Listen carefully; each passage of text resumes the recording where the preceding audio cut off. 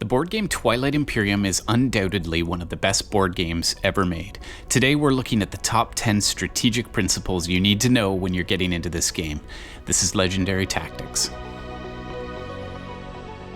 Twilight Imperium is an epic game that will engage players with multiple paths to victory and has intense diplomatic play. Today, I'm speaking with the player who first introduced me to the game, Gastel et Swain.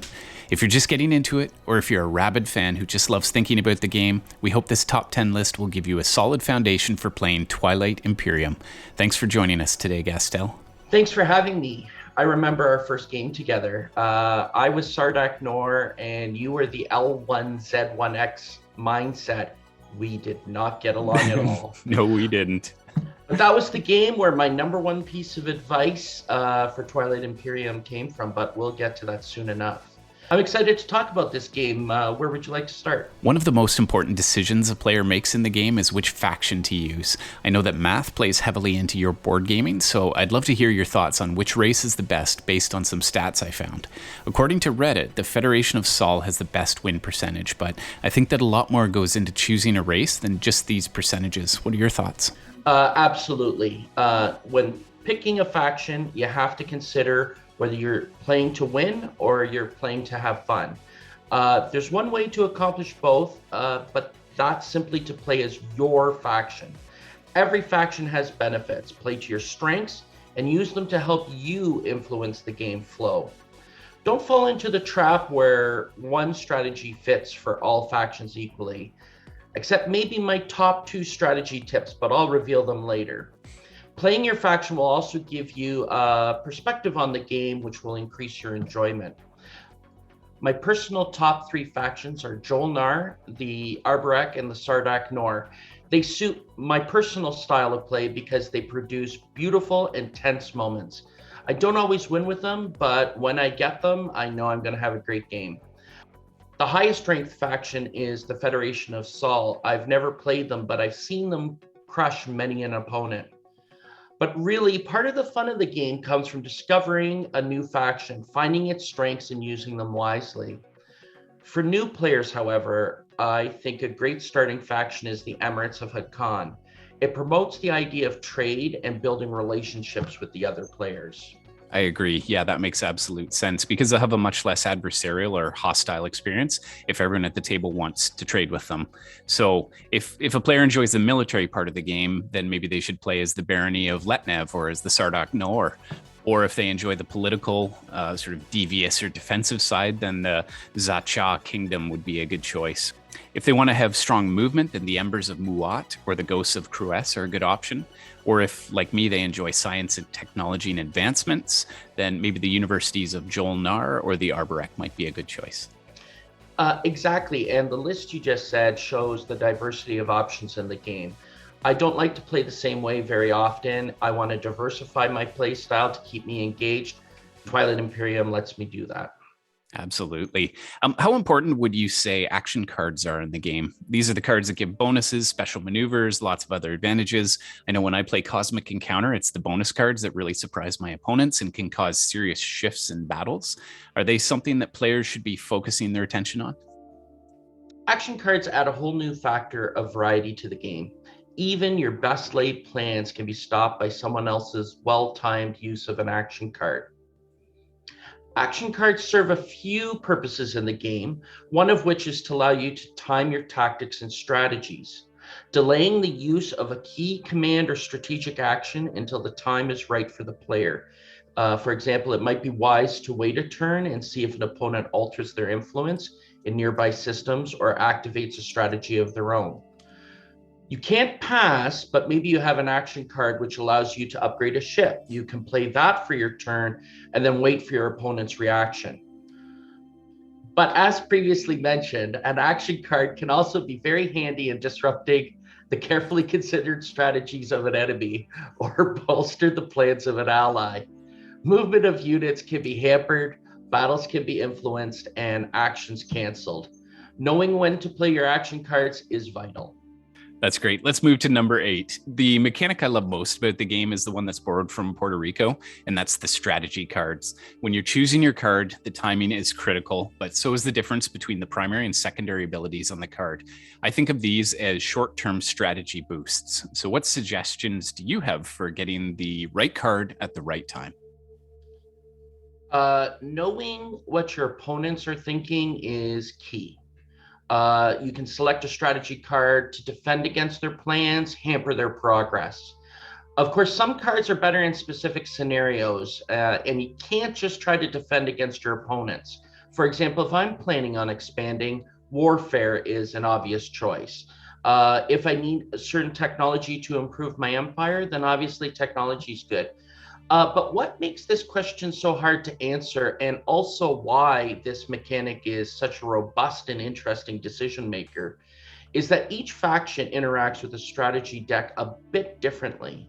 For example, Joel Nar doesn't need to select technology unless they want to prevent someone else from having it. Right. Whereas the Necrovirus can't even research technology, so them taking it would again be a block, or maybe they get a supply of command counters if they play it, and that might be what they're looking for. Strategy cards also set the initiative order for the round, so that is a factor to consider. But of course, with every rule, there's an exception. The Nalu, they always go first, so that simplifies your choice. Right. So I think awareness of all the other players' factions and what they might need and who they're playing as will absolutely determine what you're going to choose. So that makes tons of sense. Now, what are your thoughts on the viewer liking this video and subscribing to our channel, Gastel? Like trade goods, it is wise to spread your influence at a minimal cost to yourself. I can't imagine a reason for not liking this video and subscribing to this channel. Thank you. Let's move on to number 7 now. This is the tech tree consideration. So long-term strategy seems to play out in how players decide to advance on the tech tree. Are there some paths that benefit players more than others, or is this something that needs to be customized depending on what other players at the table are doing? You have to look at technology as a means to support your goals rather than a goal itself. If you can accurately predict what you will be doing, and maybe even more importantly, what your opponents will do, then the tech tree probably has something that'll support your empire. There are 4 different colors of technology which represent different aspects of gameplay: biotic, cybernetic, propulsion, and warfare. My advice is to mainly focus on 1 or 2 tech types and use them well. A scattershot approach will leave you with weaker, earlier technologies as you enter the mid game, and you might find yourself behind in certain areas. The exception to this rule is Jolnar, who will likely get most of the tech tree each game. In their case, it's all about deciding which technology best suits the situation at hand. And which one is your personal preference if you're focusing on one technology? It does depend on the faction, but I'd say in general, I like the biotic technologies. They give you a boost to some of your resources and makes your economic engine run a little more smoothly. But all of them have their time in place. Excellent. On to number 6, and this is resources. So the main resources in the game are command counters, resource, and influence. What would you say are the relative strengths of these, and what's the best way to manage them? Well, in order to be efficient in any game, it's important to manage your resources well. The most important are the command and strategy tokens. They are the engine to your ability to do things in the game. As such, managing their use is vital to playing well. If you use them too early in the game, you're going to leave yourself open to opponents' reactions. If you wait too long, you might miss key opportunities. Again, going back to that biotic technology, they give you more command counters, and that's probably the most universally important technology. Now, planets that you capture give you resource and influence: resource to build units and influence to do certain strategies, and to help you with the agenda phase. I would focus early game on gathering planets that give you resource. Influence, only grab it when it's convenient. The advantage of planets is that they're resources and influence refresh each round at the end of the action phase and again at the end of the agenda phase. This means that you can slowly build an engine where you're able to buy more and more impressive and luxurious units and technologies, etc., as the game progresses. But it's important to talk about commodities at this stage. Commodities are a great currency that can be used both as resource or influence, but you can only realize the value of your commodities by trading with somebody and gaining trade goods in return. Well, that leads us to the often undervalued consideration of the value of trades. You mentioned earlier that the Emirates of Hakan are a great faction for players who want to focus on trade. If you're one of the other factions, who should you be trading with? How important is trade, and how often should you be trading? Trade is a very important aspect of your empire's engine. First of all, trading with your neighbors builds good relationships and maybe makes you not so antagonistic against each other, allowing you to expand. Also, as I mentioned before, commodities are useless until traded. So you start with something that you can trade with your neighbors. Now, Hakan has a special ability that they can trade with the whole table, not just with their neighbors. So that allows them to sort of start this diplomatic relationships very early. Other factions might struggle to find good cause to trade. I'm constantly discouraged when the Mentak coalition becomes a neighbor. They have an ability that allows them to steal incoming goods if you already are a certain level of wealth. I don't like trading when they're around. I don't like giving them free resources. On the other hand, I recently played as the Arborek. I had a great relationship with one neighbor where we traded regularly and left each other alone for a bit. And I was able to focus my units and expansion towards my other neighbor. Of course, with the Arborek, leaving them undisturbed will find them so numerous as to clog the board with lovely little plants. I won that game almost solely on my neighbor's agreement to trade with me. But before someone criticizes that player, he almost won the game. And we definitely were not friendly towards the end.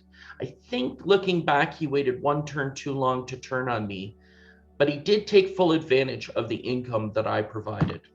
So it's almost how well can players take advantage of each other without angering them or turning too late on the player. So that's really cool. Now, I've just decided that I'm going to play as the Mentak Coalition when I'm your neighbor in our next game. Thank you for that.